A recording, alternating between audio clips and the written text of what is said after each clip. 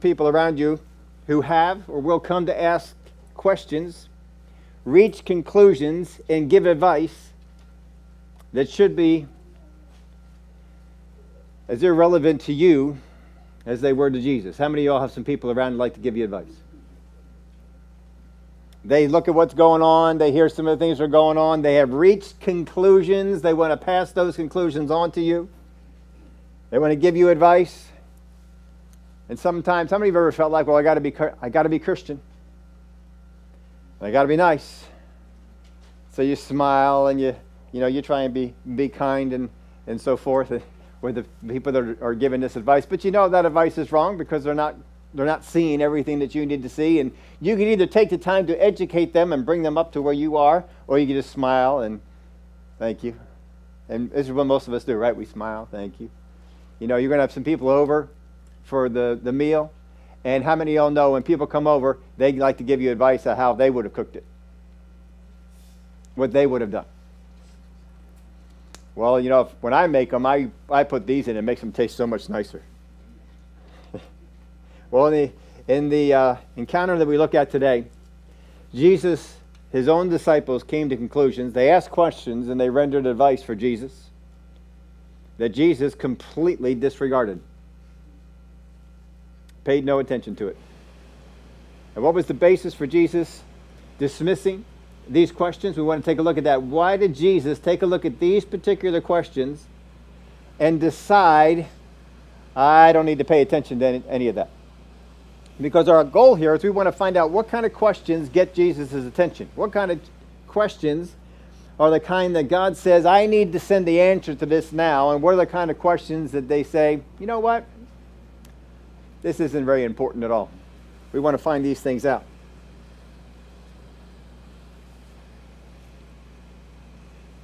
Now, in the last week, as we were going through, we took a look at the man who decided that he did not know what Jesus would do, but he knew what Jesus could do. He knew that Jesus could heal him, but he wasn't quite sure if he was willing to. And as we're getting into this part, I still haven't figured out the exact wording on this, but the general idea is that general answers will not yield specific victories. That sometimes we need a specific victory in our life and we're still going off general answers. We need to get something specific for that. The man there, he had the general answer. The general answer was Jesus can do this, but he did not have it specific for his case, and so he had to come to Jesus, and Jesus had to help him out with this. I am willing, be cleansed. We saw with the woman with the issue of blood, she had a general answer, but she took that general answer and she made it specific for her. We're going to take a look at this particular situation, and this is just such a commonplace story. This is in all four Gospels we see this story talked about.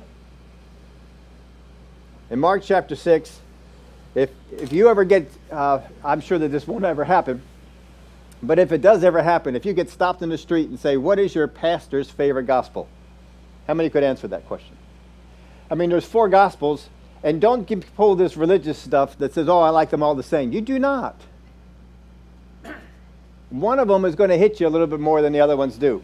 I have a favorite gospel. If you were going to strand me somewhere and I could only take one gospel with me, I wouldn't even blink an eye. I know exactly which one I would take.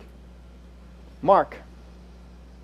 Mark is the one. It's shorter, but Mark gets details on things that other ones leave out. I love the details of Mark. So if I'm only going to take one, it's going to be the Gospel of Mark. I like Matthew. Matthew's probably number 2. I like Luke and I like John. John's got some stories that nobody else has. But I love the detail in Mark. And Mark gives us some detail in this story that we just don't have, as he does with most of the stories that he works with. Verse 30 of chapter 6. Then the apostles gathered to Jesus and told him all things, both what they had done and what they had taught. Sometimes in getting to the heart of this story, we can miss this verse. Don't miss what this verse is saying. Can you imagine the 12 disciples coming down, sitting down with Jesus, and they're all in different places? Maybe they were in pairs, but they're all in different places. And each of them was not just laying hands on people and getting people healed, they were teaching. And they came back to Jesus. And Jesus would be there in the group of them. Peter, what did you teach today? Well, I was teaching on, and he would tell the verse of Scripture. He would say some of the things that he had done, probably even telling some of the incidences that happened as people were responding to what was being taught. Matthew, what were you teaching today? And then Matthew would go on and he would talk about what he had. John, what were you teaching today? And John, can you imagine sitting there in front of Jesus, who you've learned everything from, telling him what you taught? And he wants to hear what you're teaching. That could be a little intimidating. Anybody be intimidated by that? I think I didn't teach nothing. Right, but you just teach me. Come on. I'm ready just to listen. You just teach me on this. But they sat there and they were doing this. The apostles, they gathered to Jesus and told him all things. They didn't leave anything out. Both what they had done and what they had taught. Now, they're all together. I kind of get the picture of this. You know, Matthew is saying, well, I was teaching about this. And then Peter said, oh, I was in that same thing. And I was looking at it from this point. And they're going back and forth and just talking, just having a good old time. And they are talking about this. This is a fun kind of fellowship. Haven't you had these kind of fellowships? Sometimes we get together as a church and we're talking about things from the Word. We're talking about things that are going on in our lives and how God has been interacting with us and helping us. Oh, they're fun times. We enjoy those because we're with the brethren. We get to talk about this stuff. And he said to them, come aside by yourselves to a deserted place and rest a while, for there were many coming and going, and they did not even have time to eat. So they departed to a deserted place in the boat by themselves. The reason this story is set up to begin with is because so many people are hitting them up. Hey, I just brought my sister. Can you lay hands on her? I just brought my brother. Can you lay hands on him? Constantly people are coming up to them. Can you minister here? Maybe they might have questions. And they're asking Jesus some questions, or the disciples are answering some questions. This is just a constant thing going on. And Jesus is saying that, all right, this could wear them out. It hasn't worn them out. They're doing great. They're enthusiastic about what they're teaching. We're sitting down here, and instead of just sleeping, they want to talk to me about what is going on. But let's get to a place where I can just minister to them and talk with them. Let's go to a deserted place. And so they got into a boat. This place is so remote, they had to get there by boat.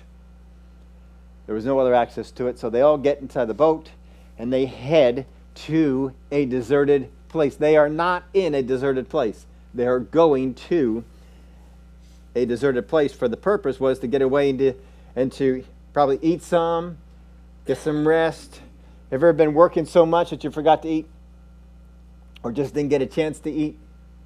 You just didn't have any of that kind of stuff going on? I know when we were in the fast food restaurant business, sometimes we would pull 18-hour shifts.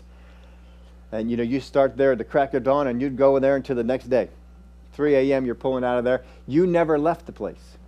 And you don't get to eat when all the normal people eat, because when all the normal people are eating, you're working really hard. And so you have to find time to eat in between there. And, you can't go out to a burger place. All you have available to you is pizza. So there were many days I had a Canadian bacon pizza for breakfast. I had a pepperoni pizza for lunch. And I had a Works pizza for dinner. Pizza in the morning, pizza in the afternoon, pizza at night. And then you're making pizzas all day. It's a good thing I like pizza. Do you know to this day I still like pizza? I was in an okay industry, I guess, because it didn't wear me out. But you can get going sometimes, and even when the rush stops, you have to get things ready for the next, and I just don't have time to eat. You've all been there with different demands that are on you. I have to get this. I just don't have time to eat. I need to. Maybe if I can really hurry and get this thing done, I can get some time to eat. This is where the disciples are. They just don't have time. And of course, they don't have microwaves. They don't have the fast food restaurants that they can go in. They have to make stuff. So they decided, let's go away to a deserted place. But the multitude saw them departing, and many knew him and ran there on foot from all the cities. They arrived before them and came together to him. And Jesus, when he came out, saw a great multitude and was moved with compassion for them, because they were like sheep not having a shepherd. So he began to teach them many things. So these folks, they know Jesus. They see Jesus get into the boat. Somebody in the crowd says, I know where he's going. Let's get there before he does.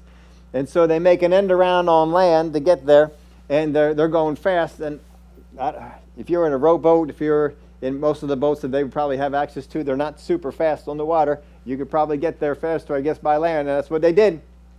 And so when they arrived, there's people.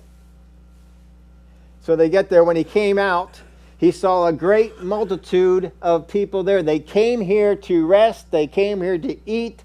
They came here to fellowship. They came here for a purpose, and that purpose is gone because people saw where they were going. That was the plan. Didn't quite work out so well, did it? The people showed up with needs, but not provisions. Now, you're going to see a lot of that in holiday time. How many of y'all have people who will come over to your house? They have needs. They have no provisions. They come over, I'm hungry, I have needs, but I have no provisions. They didn't bring anything. They weren't supposed to bring anything. You didn't tell them to bring anything, whatever it might be. But this is what happens. All these people that are showing up, they got needs. And so Jesus just spends the time they were going to be relaxing, resting. He spends the time ministering, laying hands on the sick, casting out devils, teaching. The disciples are doing much of the same thing, or they're helping to organize the crowd and getting them so that the certain ones are down there getting ministered to, and we're not overcrowding Jesus. We're kind of doing some crowd control things. So they're doing this. They came here for rest, but here's what you got instead. You've never had that experience, have you? Expecting to get some rest, and then all of a sudden things happen, and you didn't get any rest. This is what they're experiencing. This is what they're going through. So they had gone through a long time of ministry. They decided, Jesus said, we need rest. We're going over to this deserted place. They get there, find a multitude of people, and are now ministering again. They were already hungry. Now they're probably hungrier. Now Jesus showed up without needs or natural provisions, but he had spiritual provisions. So he's given the spiritual provisions that he's got, but he didn't come with needs. He didn't come here and saying, well, I need people to do this for me. He just came there and he had provisions to give, but they were spiritual, not natural. So this brings us to the inevitable crisis. You have people coming in with needs and no provisions. You have Jesus coming in with spiritual provisions, but no natural provisions. We are in a deserted place. Eventually, people need stuff. Eventually, they get to that place. Verse 35. When the day was now far spent, they've been at this for a long time.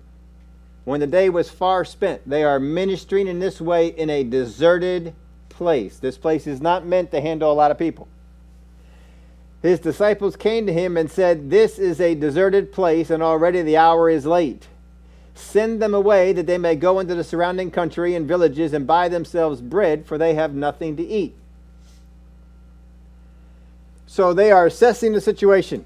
Jesus came here with the purpose of ministering to us. We're not getting that. We're ministering to people instead. Jesus is not seeing what's going on. We need to help him out. Jesus does not see that the day is getting late. Jesus does not see that we don't have anything to feed these people. So we need to help Jesus out. If you have ever been in a place where people are always trying to tell you what to do, but they really have no clue, this is where Jesus is. He is being told what to do by people who really don't have a clue what's going on. And he's being given advice. Now, how many of you, whenever people do this, they come into your house, it's Christmas time, it's Thanksgiving, and they want to tell you how to cook the green beans. How you should have done the sweet potatoes? Yeah, I will never tell you how to do sweet potatoes. Never tell you how to do sweet potatoes, because I don't care how you cook them. They're always, always awful. Always. There is not a good yam out there. I despise every single one. I don't care what you do. I don't care how much sugar, how much marshmallows, how much whatever you put into them. I will not eat a yam in any way. I will cast them out. You can try. I've long gone past the part where I have to save people's feelings and eat what they put in front of me. No. I will not eat yams. They're not green, and I don't care. Give me a regular, ordinary potato any day. That's the way to go. Regular potatoes. That's what I want. No yams. My wife cooks them because there's all kinds of people in the family that eat them. I don't care that she cooks them. Just don't make me eat them. I am not eating yams. I despise them with everything in me. They're gritty. They're just, I don't know why people eat these things. Anyway. They need food. Maybe they might be hungry enough right now. A yam might work. I don't know if I would ever get that hungry. It is possible, but I really don't think that would ever happen. When I was young, way back when we grew up, how many of you remember these days? When you were young and you grew up, you ate what was on the table. Anybody remember those days? Whatever was cooked, that's what you ate. If you didn't want to eat it, what happened? You went hungry. That's it. We didn't throw nothing in the microwave. I don't think we had a microwave back then. There was no cooking other things. No. If you don't want what's here, that's fine. You can go hungry. Nobody cried over that, so that's not the way it is now. This kid's getting this, and this kid's over here getting this, and this one's getting this, and whew. I'll tell you, it's exhausting to be a mom now. But the day was far spent during a deserted place. He says, the hour is late. In case you didn't realize this, the sun's going down. Send them away that they may go into the surrounding country and villages and buy themselves bread, for they have nothing to eat. Everyone here seems to know what you should do or should have done, and they're going to set out to advise you on it. That's what you should have done. It may not even be with food. It may just be how you're praying. Well, I prayed, and I prayed this way. And it worked. Everybody wants to advise you. And sometimes that little party inside of you just wants to rise up and say, hush. Just stop. Anybody else want to do that? Just hush. Maybe you want to say something a little stronger. Shut up. But it just comes up on the inside of you. You want to do it, but no, I need to be a good Christian person. Not say these things. Let's take a look at how Jesus handled this. Now, I wrote this in your outline. I wanted to make sure that you could get this. But people without understanding, having neither the responsibility or perspective of your position, will develop assessments without substance. This is the key part. The people that are going to speak to you in this way are people who they're without understanding. They don't understand what you have faced. They don't understand what came against you. They don't understand what ingredients you were missing when you were making the yams. They don't understand. You came into a dilemma. You didn't have any more marshmallows or whatever things you're going to put in there. And so you had to improvise. You had to get something else. They were not there when you were going through it. They don't have the understanding. People without understanding, having neither the responsibility or perspective of your position, will develop assessments without substance. You see, even if you're just having people over, you have the responsibility of the people who are coming into the house to feed them. That's a responsibility. You have a perspective. How many of you, when you are preparing a holiday meal, when you are preparing a meal for when people are coming over, you develop a perspective? Well, Uncle so-and-so doesn't like this. Aunt so-and-so doesn't like this. I need to have some creamer because Sister so-and-so is going to want a whole bunch of coffee. You develop the perspective. You know what everybody needs, what everybody wants, and so you try and have all those things available to you. There's a responsibility that you have, and there's perspective. That's what drives you. The disciples do not have the responsibility of these people, nor do they have their perspective. And that is why their advice is bad, and why Jesus ignores it. Jesus ignores their advice. Send them away, that they may go into the surrounding countries and villages and buy themselves bread. We do not want to be taking this project on. That's our perspective. That's not the perspective from the people. People without understanding have neither the responsibility or perspective of your position, will develop assessments without substance. How many times have people assessed your situation, you hear it, and you say, you haven't got a clue what's going on. You do not know of what you speak. And so you just want to move on. That's a lot of the reason. They don't have the responsibility, and they don't have the perspective. That's what you need. And that's what they lack. Jesus looked at the situation from the people's perspective. The disciples looked at the situation from theirs. Jesus took on the responsibility for their welfare. The disciples are looking out for their welfare. This is not to say that they were selfish people. They had already spent how long ministering to them, went to a deserted place, and spent another most of the day ministering to them again. I think they're eventually getting to that point where they're saying, I think it's me time. Anybody ever been there? You ever woke up, I need some me time? I want some me time. I don't want you time. I don't want to be talking. I don't want to be dishing out. I don't want to be cooking. I don't want to be prepping. Nothing. That's where they are.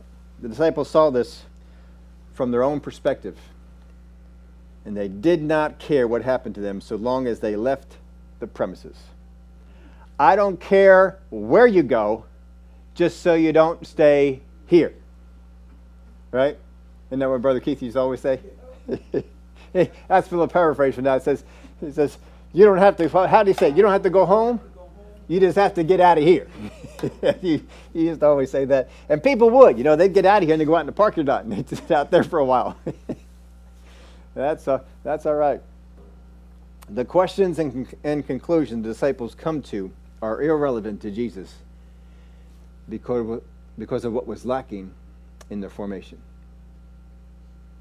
You can consider some of the conclusions that people come to about your life, about what you ought to do, as irrelevant when the same thing qualifies. It said that Jesus had compassion for them. Jesus had compassion for them. Remember last week we saw he had compassion for the man who was a leper? Jesus had compassion for them. The disciples had compassion for themselves. Most of the time, holiday time's coming up, people are coming over, people are complaining about what food you made, not enough desserts, not enough chocolate in the desserts, not enough whipped cream, not enough ice cream, whatever it might be. They come into, well, sure wish you would have had more of whatever it might be. They are looking at it from what perspective? What I want. What would make me happy. It's where most people come from. People that are going to come from that perspective, they're not going to be giving you real great advice. They're only going to give you what would have helped them out. But there are people who show up. How many are glad for this? There are people who show up on holiday and say, I don't care what happens with me. What do you need done? What can I help with? Can I wash some dishes? Can I run out to the store for you? And they're just here, just not to do what's comfortable for them. What you need. What do you need? Boy, aren't you glad you have a couple of those people that come to the house? They help out with those others. The other people, they want to give you advice. What do you want to do with them? Go in the room and watch the game. Go in the room and put on the parade. Whatever it might be. Just something. Just get out of here. You want to get these things going. Now the disciples, they did handle the unexpected crowd for a long time. Because the word does say when the day was far spent. But they brought the problem to Jesus. They looked for a best solution. They were looking for a best solution that they liked, not a best solution. See, that's sometimes limiting. A lot of times we wanted to go with God. God, I want you to give me a best solution that I like. Has God ever given you a best solution that you did not like? What should I do here? You should do this. I don't want to do that. No, I do not want to do that. No, no, no. See, that's the best solution. It's just not one that you like. The disciples want a best solution that they like. Jesus wants the best solution.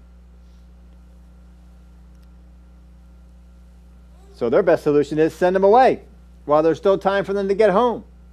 I don't know if there's enough time for them to get home, but they can at least get out of here. Jesus doesn't like this solution. He don't like the solution. He says, no, I don't think I like that. I think we can come up with another, because he actually says to them, they do not need to go away. You give them something to eat. That's over in Matthew. When Matthew covers it, Matthew gives you this. They do not need to go away. You give them something to eat. Many times when we see a problem, we identify the needs and see the solution as something that solves them. Well, here's the needs. Here's what we have going on. And here's a solution that will solve them. But I don't necessarily have the right perspective to come up with it. If we get the need wrong, we will likely also get the solution wrong. Jesus said in Matthew's gospel, it was Matthew 14 and verse 16, they do not need to go away. The disciples had decided that the people needed to go away. That's what they decided. The people need to go away. Jesus is telling this, you got the need wrong. It's just like when somebody comes in and starts to offer you critique on your dish that you made. Well, you needed to add it a little more of... And how many of y'all know what rises up on the inside of you? I didn't need to do nothing like that. Jesus says they do not need to go away. You see, if you get the need wrong, you'll get the solution wrong. They saw the need was to get away. Jesus says you got the need wrong. Therefore, the solution isn't right. They do not need to go away. You give them something to eat.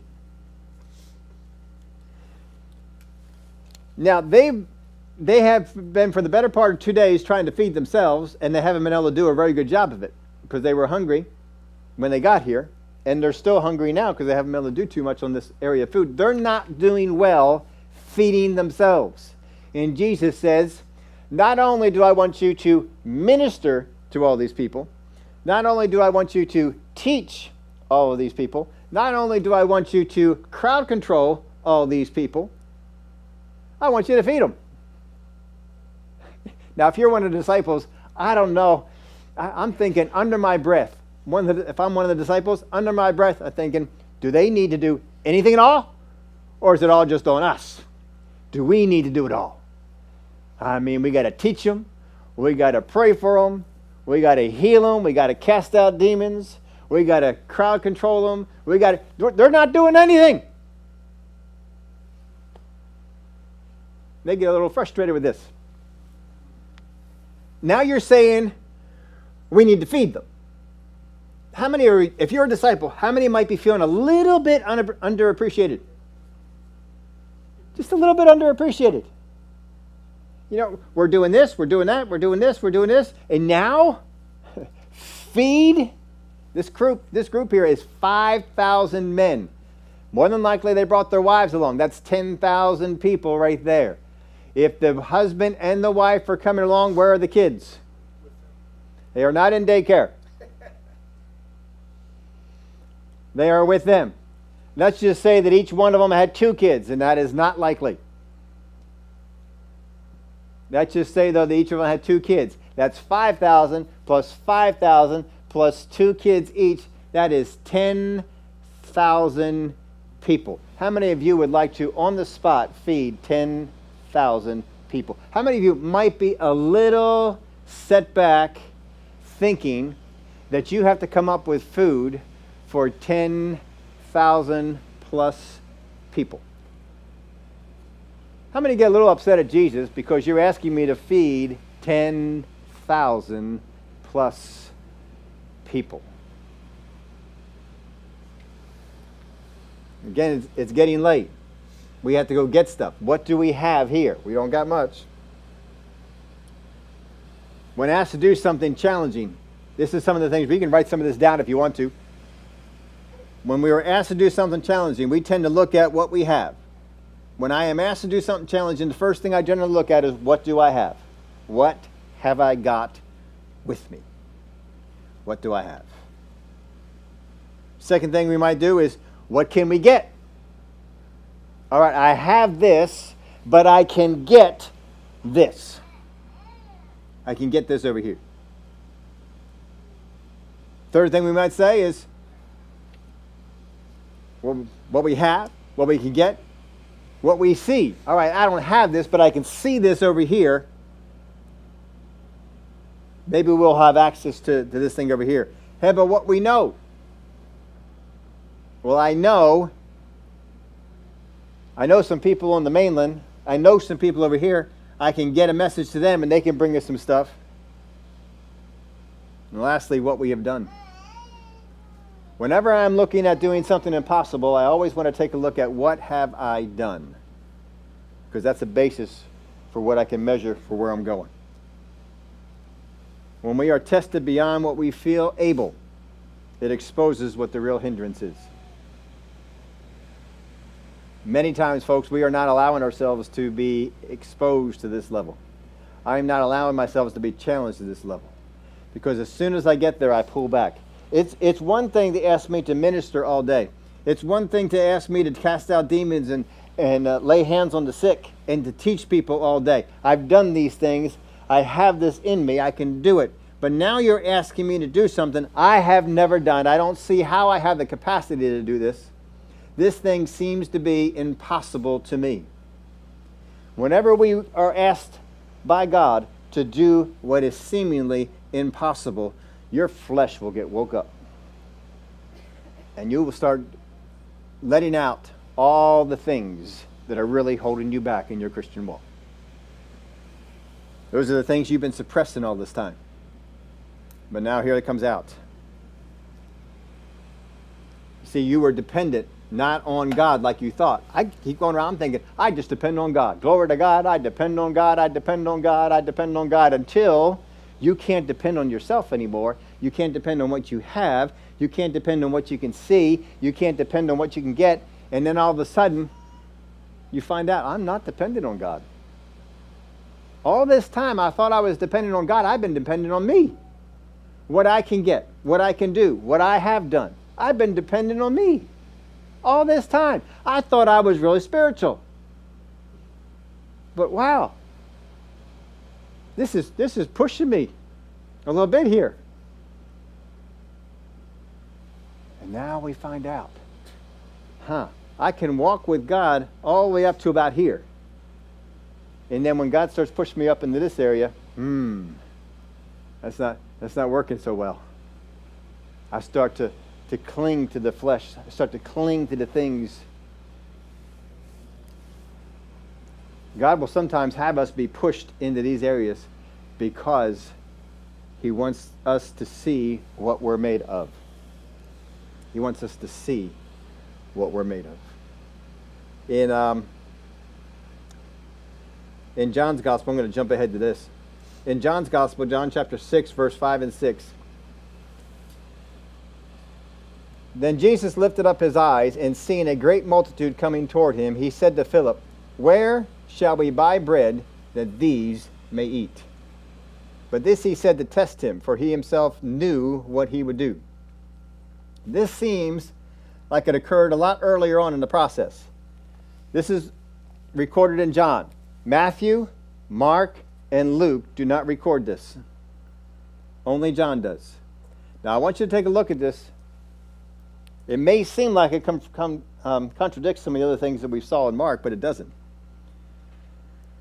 And Jesus lifted up his eyes and seeing a great multitude coming toward him. This would be towards the beginning, right? He said to, not the disciples. He said it to Philip. He had one disciple next to him. I don't think he singled out Philip. I think Philip was there. And he says to Philip, "Where shall we buy bread that these may eat?" Now look at this. Verse 6. But this he said to test him. It did not say to test them. It said to test him. Philip's on the spot. Philip, I'm going to take you out of your comfort zone right now. Let's see how this works. So the multitude is coming toward him. He sows this little thought into Philip's head. Philip, where can we go to get some bread to feed these people? And then Jesus commences ministering to the people. What do you think Philip is doing? What would you do if you were Philip? I'll tell you what I would do if I was Philip. I'm going to get some more people on my side. Right? Let's start lobbying. Jesus is under the impression that we should just go buy food for all these people. I don't know where he got that impression. We're not a food ministry. We're a healing, cast out demons, teaching ministry. And so he may be going up to Peter. Peter, Jesus just said something to me. He said, where can we go to buy food for all these people? He said, what? Matthew, come here. Matthew. Jesus just said this to Philip. Where can we go and buy bread for? He said, what? So the whole time Jesus is over there ministering, these guys are talking to each other about what Jesus said to Philip. So that by the time the day is getting late, it's getting far spent, they have decided Jesus thinks we are going to buy bread for all these people. We have been ministering all day yesterday. We came to a deserted place to get some food and some rest, and we've been ministering all day today. And Jesus thinks we are going to go make the trip, buy some food, bring it back, and get it ready for these people. No. And so this thing is building in them. And so at the end of the day, John doesn't record this because he recorded this part here. The rest of the disciples, they recorded it this way. They came up and they suggested to Jesus, maybe we should send them away so that they can go get some food. Like, it just kind of came to us.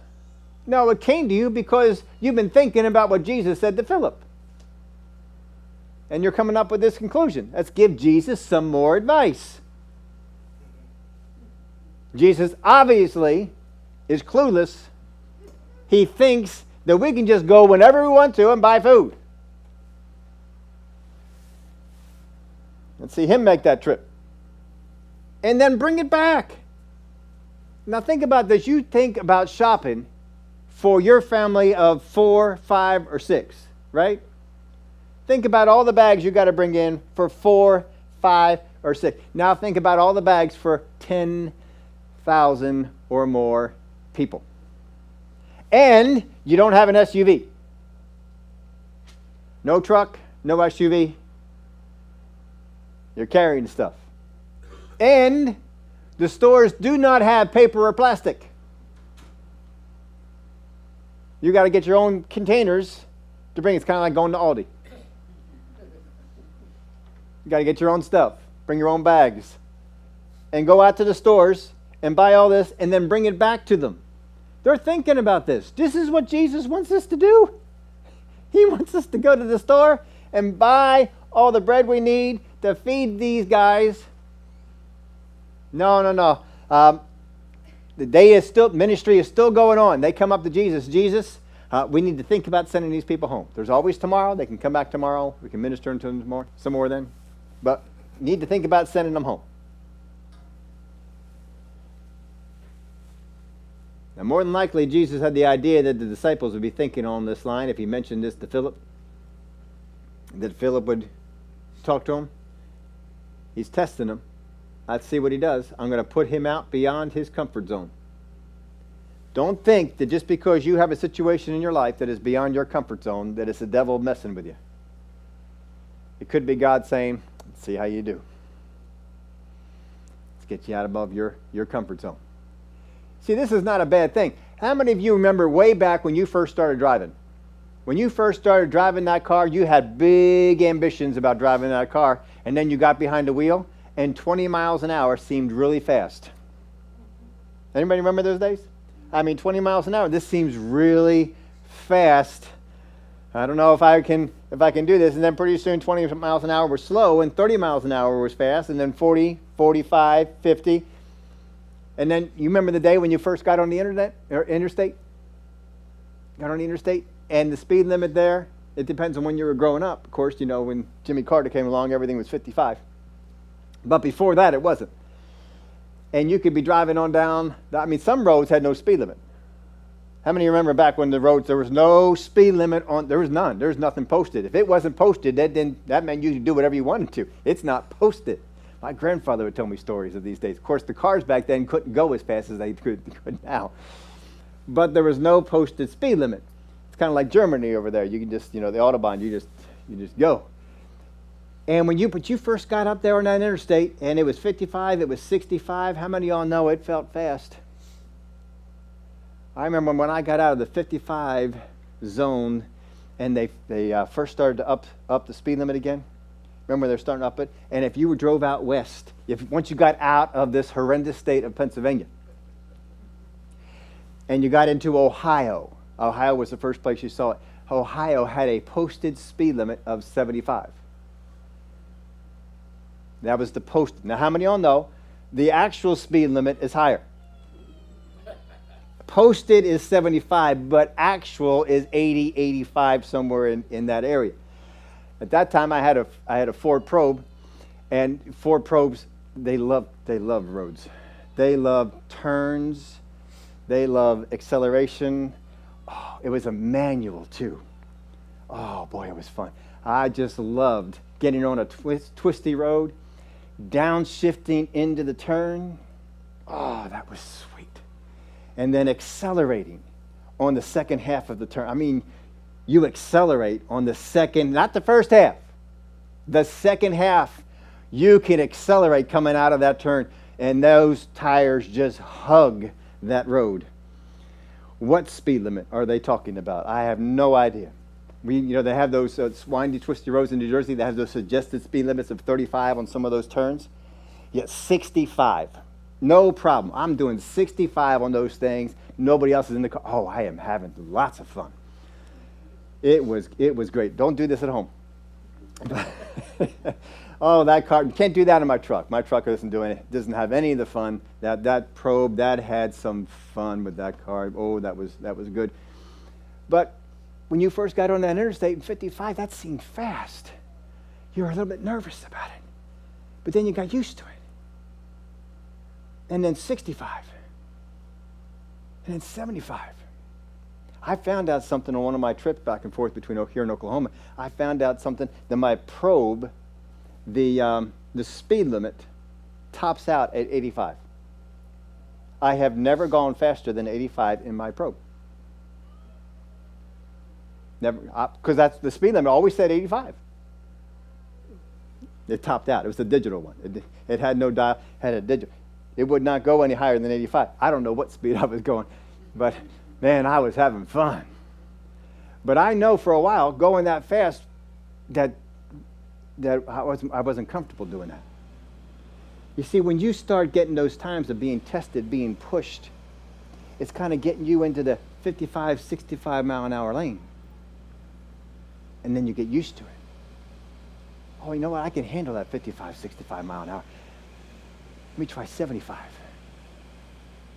And for a while, just seems, one slight move, and it could be, but then you got used to it. And then, of course, you watch those race car drivers on the thing, 200, what do they do, 250? They are flying. And they're having fun doing it, too. But you see, if you don't ever let God test you and push you out beyond what you have been comfortable with, you won't find out. You have not been relying on God. You've been relying on yourself and calling it God. Now, let's put you out where only I can get you through. Once you get used to it, you say, God, push me out there all the time that you want to. I'm ready for you. This is what he's doing with Philip. Philip, we're going to get you into the fast lane here. It's time for you to get into the fast lane. Verse 38. But he said to them, how many loaves do you have? Go and see. And when they found out, they said 5 and 2 fish. They originally thought they had nothing. But he said, no, go investigate. So they're going around to everybody in the place. 5,000 men, their wives, their kids, going around to all these people. Hey, did you bring any food? No. No, we didn't bring anything at all. Did you bring any food? No, we didn't. We ran into 5,000 men, probably all their wives, and none of them brought any food. None brought any food. 5,000 people came unprepared. One guy, one little boy brought a lunch. And we've got some loaves and some fishes. How many loaves do you have? Go and see. And when they found out, they said 5 and 2 fish. Now, this had to take a little while. You got 12 guys going around trying to find out how many people this crowd has. How much food do we have? And if they have any, may I have it? And they come back with this. Of course, one time they said, well, what is that amongst so many? So they didn't just guess. They did some investigating. They took inventory. Now, most people, write this down. It's in your outline for you. Most people feel like they have nothing. Have you ever said this to God? God, I've got nothing to take this thing on with. There is nothing I have to meet this need. We feel like we have nothing. But as long as you have something, you may have everything you need. Most people feel like they have nothing. But as long as you have something, you may have everything you need. Let me give you some examples here. Moses with his staff, he felt like he had nothing for the task, and Jesus, or God says to him what? What's in your hand? A staff. And he used that. David may have felt like he had nothing. He was the son who was left out. But what did he have in his hand? A sling and a shepherd's staff. The widow with Elijah. When Elijah came to her, what did she say?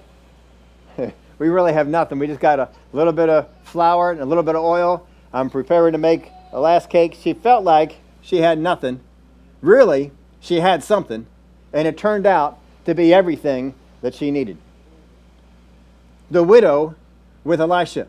She had a mountain of debt and she had nothing. What does Elisha say? What do you have in the house? I have a little bit of oil. All right, go out there and get all the containers you can. Once you have all the containers you can, shut the door and start pouring. And she filled up all the containers with oil, and then it stopped. And he said, go sell the oil and pay the debt. She felt like she had nothing. Turns out she had something. And it was everything that she needed. So they said they had nothing. But Jesus said, look again. They looked, this is what they did the same problem most of us did. They looked at what they had compared to what they need. This is what we do, folks. Because we are more reliant on our flesh than we think.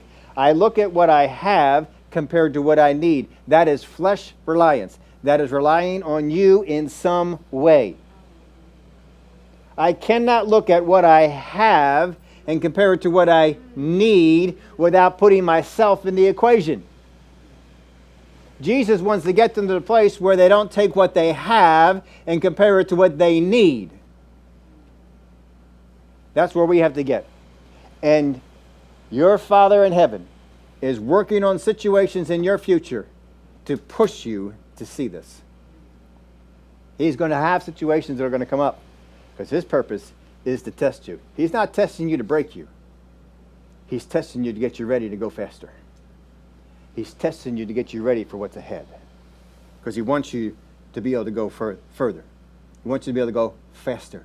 He wants you to have less reliance on the flesh. They looked at what they had compared to what they needed. Now, this is what Jesus did. Jesus looked at what they had combined with the power of God. See, that's what's missing in most people's equations. Moses looked at what he had. Jesus in the burning bush looked at what he had with the power of God. The power of God with that staff is going to be a marvelous thing. Marvelous thing. David looked at what he had with the sling. We really don't have any time when he saw that as being inadequate. It seemed like he constantly saw the power of God with it. But he took the power of God with that sling and he slew a giant. Elijah looked at what the widow woman had combined with the power of God. Elisha looked at what the widow woman had in the oil combined with the power of God. That's where we have to get. Your flesh is holding you back from doing that because you are more reliant on your flesh than you think. I've got to see. I've got to have. This is what I have. This is what I need. And it just doesn't quite come up. Verse 39, then he commanded them to make them all sit down in groups on the green grass. If you got 10,000 plus people in the group and all of a sudden the disciples come out and say, all right, everybody sit down on the grass. We need groups of 50, groups of 100. Just group yourselves into, your family groups or whatever and just sit down. What are you expecting? How many are expecting to eat? Man, this is great. I didn't know that they were going to feed us too. This is phenomenal. They have built their expectation. The disciples know if we go out and tell them, sit down in groups, they know, food's coming. What are they thinking? We got 5 loaves and 2 fish. I don't know that they ever grew out of that throughout this entire experience. They have 5 loaves and 2 fish. The whole time they're making people sit down, what are they thinking? We got 5 loaves and 2 fish. The whole time they're thinking, there is no way we are feeding these people. We got 5 loaves and 2 fish.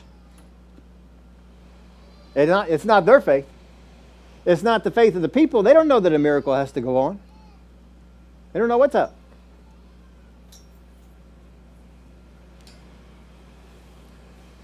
So they sat down in ranks, verse 40, in hundreds and in 50s. And when he had taken the 5 loaves and the 2 fish, he looked up to heaven, blessed and broke the loaves and gave them to his disciples to set before them. And the 2 fish he divided among them all. Boy, I've heard some commentary on this, that the word there for fish means really tiny fish. Really tiny fish. That basically it was like putting some anchovies on crackers.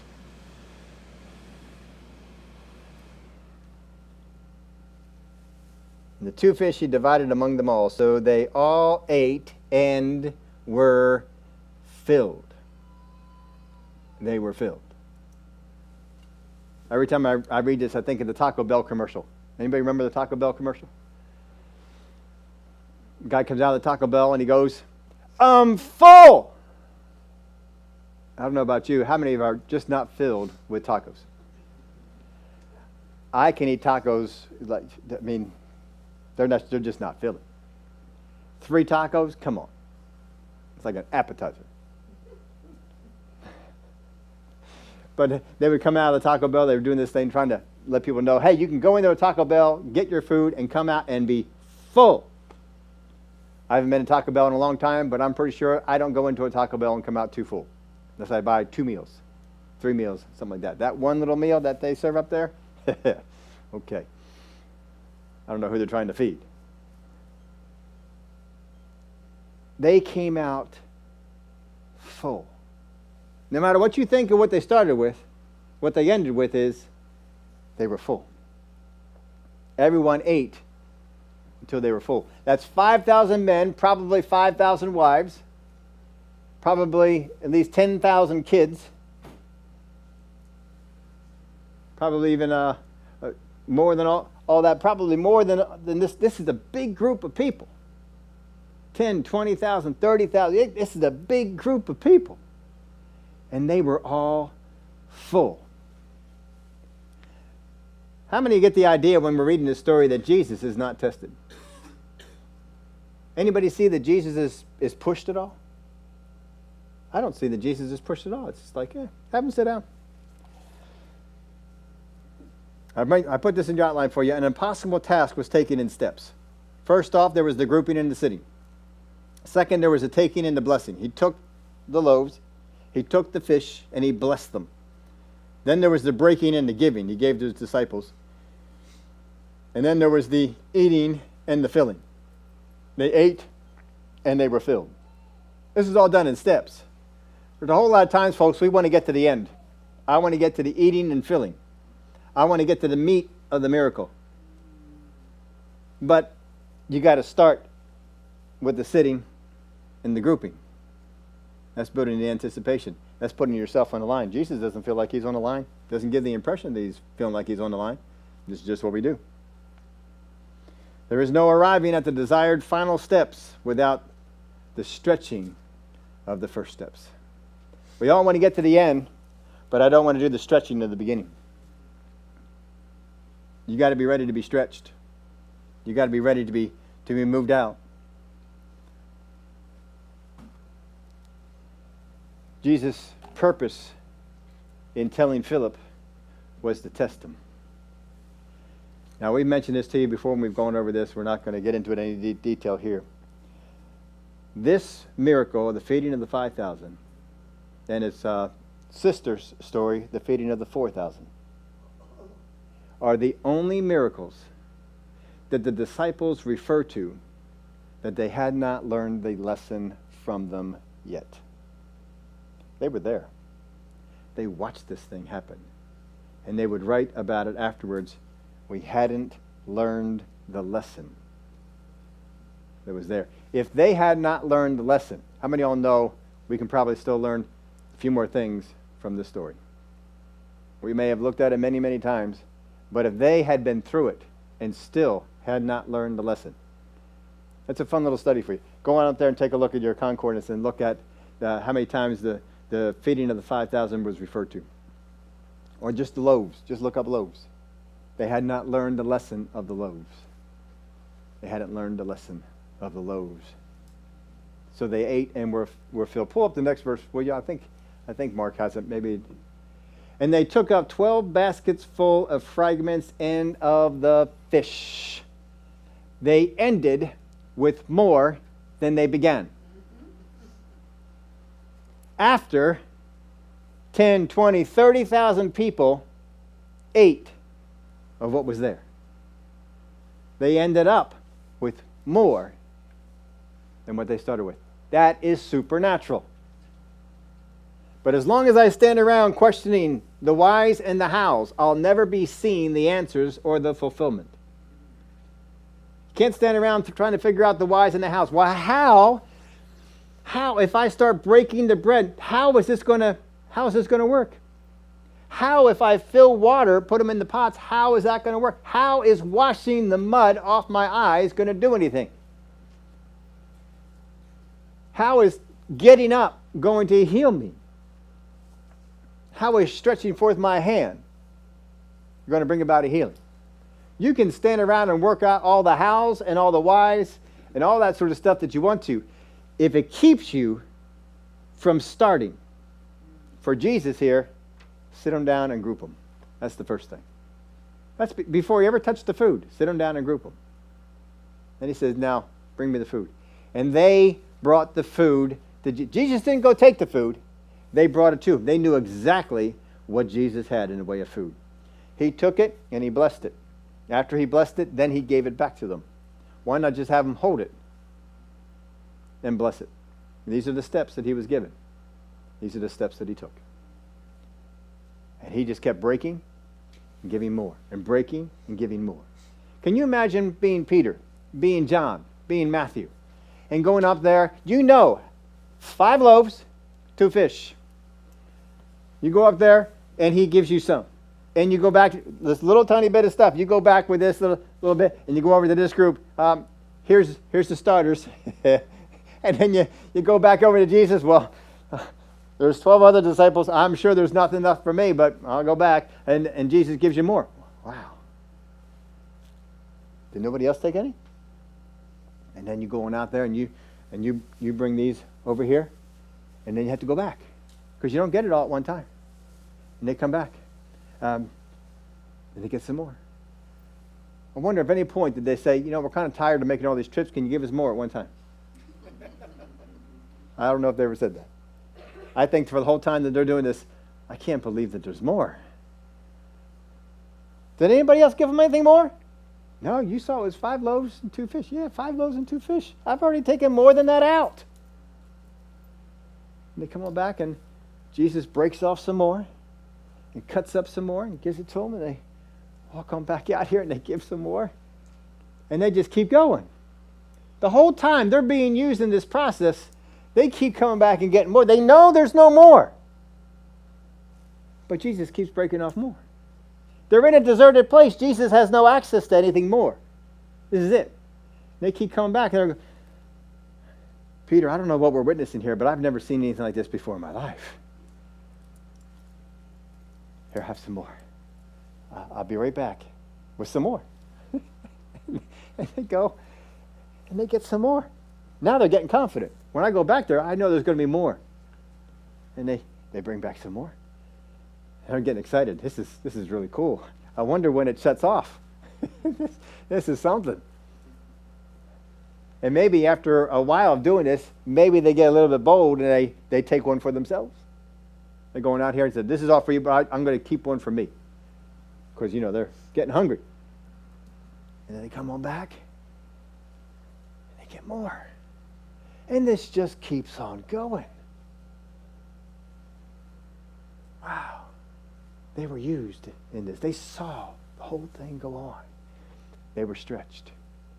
You're going to have situations that are going to come up in your life.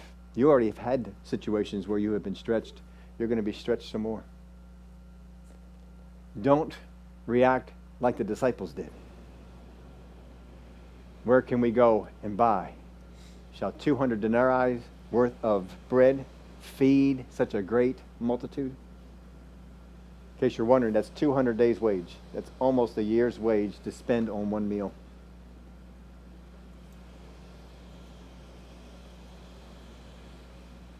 Being stretched is not bad. You got people in your life right now, and some of them are stretching you.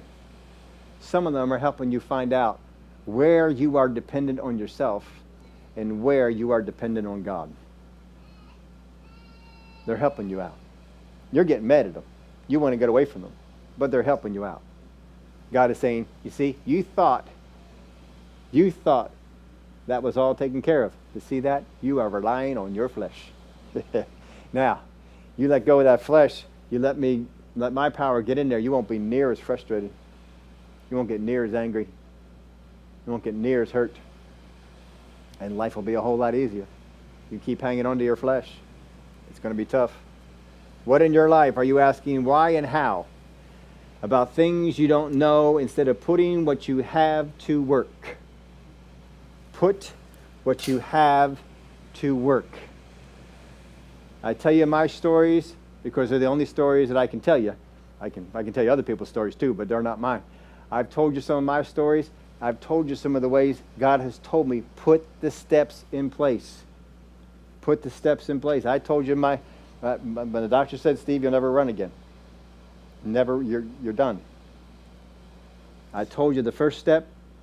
I didn't even know it was the first step. I did the first step, then I got the second step. I did the second step, and then I did the third step. And now I can run wherever I want. I want to let you know something for this year. This year I have done the most in my entire recorded history. By the time Christmas time will come, I would have run, if I put all of them end to end, I would have run from my house in Montgomery, Pennsylvania to L.A., California. By Christmas, I will make it out to Los Angeles. That's pretty good for somebody who's not supposed to be running. But you see, you've got to do the steps. God will give you the steps. It takes faith to do that step. It took faith for them. May not have been as much faith as the other things, but it took faith for them to sit them down and to group them. There is a step right now that's in front of you. And God says, here's the step.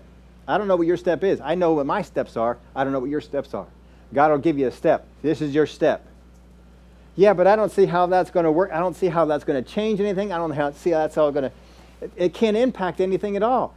But that's your step. You don't get the second step till you do the first step. Remember Abraham, he got the first step. He didn't get the second step until he finally did the first step. He kept not doing the first step. And when he finally finished and Lot separated from him, now the second step came in. Do the step that is there, because what step is in front of you, you can do it. You can do it. And once you do that step, then the next step will become visible. You see, Jesus didn't give them all the steps. He first of all said, sit them down. Sit them down. That's what they did. They didn't know second step. They didn't know third step. They didn't know fourth. They knew one step. Step was sit in group. That's it. That's the first step. Sit in group. Then he said, give me the food. And they brought him the food. He took it and he blessed it. That's the second step. Third step. Break and give. So they broke it and he gave. And he gave it out. And he just kept giving, kept giving, kept giving, kept giving. Glory to God. And people are eating. And people are being filled.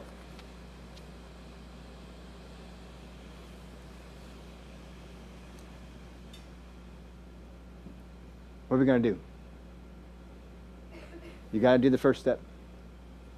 And you got to get to the second step. Third step, fourth, might be fifth, might be a step. I don't know how many steps are in there for you. But I know if you don't do the first step, you aren't going to get there. And step one may stretch you. Step one may be something like when so-and-so comes over, I want you to be loving. I want you to be caring. I want you to ask them, what can I pray with you for? I want you to ask them, what's going on in your life? God's been telling me some things. I've been praying for you. What's going on in your life? Don't be quiet about this. Take the step. Take the step. You don't know, but sometimes I've heard this with many a story. Sometimes the way that you minister to someone else sets God free to be able to do something in your life. And the reason that it hasn't happened in your life yet is because you have been so close to this one coming up. And he's been trying to, I need you to open up to that person. I need you to reach. I need you to have compassion for that person. You got compassion for yourself. Have compassion for them. I need you to have compassion for that person. When you pick up the compassion for that person, you open the gates for something to happen for you. I don't know what your first step is. But if you take the first step, you'll see the second. And you can see something as phenomenal as 10, 20, 30,000 people fed from 5 loaves and 2 fish. Would you stand up with me? Father, I thank you for the great things that you were able to do. You're able to do phenomenal things. When we take what we have and combine it with the power of God, oh, it is good. I thank you, Father. Oh, I thank you for the good things that you have in store for us. Some of the things that are in front of us right now look like they are going to stretch us. It looks like I don't know if we can do this. Kind of at my end. I was ministering all day yesterday. I was ministering all day today. I just want to send these people away. Father, you see an opportunity to stretch us and to show us. You thought you were dependent on God, but here's where you're dependent on that flesh. Now, cut that off and watch how the power of God can do some things with what you have. Father, I thank you for the steps that you've given us. Every single person here has a step they can take. A step they haven't taken yet. A step they've been a little bit resistant to, just like these disciples were. A step they may even try to avoid. That's send them away. But there's a step. When they take that step, there's going to be another step. And that'll stretch them some more. And then another stretching step. But in the end, we are the better. And what is difficult for us now will become easy down the road. Thank you for it. In Jesus' name, amen. Amen. You have some of those steps that you're taking. Maybe you can share them with people in the praise reports as they begin to come about, as they begin to bring things about in your life. Would love to hear. I appreciate the praise reports, you folks taking some of the things I asked you to do last week and bringing them in. Keep that going on. Love to be able to see that. And I did get a note in my bulletin. I put it in 3 different places, and apparently I didn't change the one. We were talking like the candlelight was going to be 6, but then I noticed that we've had it in the bulletin for 3-4 weeks now for 6:30, so I just left it at that. But I didn't do it on I'm pretty sure it was the calendar page on the front. I really had no room. I barely fit 6 p.m. in there. But anyway, right now we are set for 6:30. I am going to be watching the weather. We're going to be taking a look at what's going on with that, and I have most of you folks on the text, and we'll let you know that way what's going on. Tomorrow, I have in the queue for you. It's all set up. It's going to come on out. My brother teaching from Brother Jesse. I went back over. I finally did it a couple weeks ago. I put all the teachings that we had put out on Monday, and I put them on one big sheet so I can look it over. I have only used 6 of Jesse's teachings. I thought I had more of that, but I've only done 6 of Jesse's teachings. I have a particular one. You will enjoy this. There was one thing he said. I'll see if any of you can catch it. There was one thing he said that almost made the quote in our bulletin, but the only reason I didn't was I said, well, we're getting kind of close to Christmas. I need a Christmas quote, so I went after the Christmas quote, but there was one in there. And in this particular teaching, Jesse will share something with you about his personal life that I have never heard him share. Now, just for fun, I put a second one up. The second one is 8 minutes and 30 seconds long. The first 4 minutes, 3 minutes and 50 seconds really have no bearing on it. But for the latter 4 minutes, you are going to be entitled to Brother Jesse at the piano. You're going to see Brother Jesse playing the piano. How many have never seen Brother Jesse play the piano? You know he was a musician. He's going to tell you a little bit about that. But that's going to come. I found that, and I thought, I just got to send this one on out. So you'll see that. If you're on the text list, you'll get it there. If you're not on the text list, you'll see it on the Facebook page. It comes up tomorrow morning at 11 o'clock. Right now, our service times are 6:30 for the candlelight service. That's the time we've been announcing for the last month.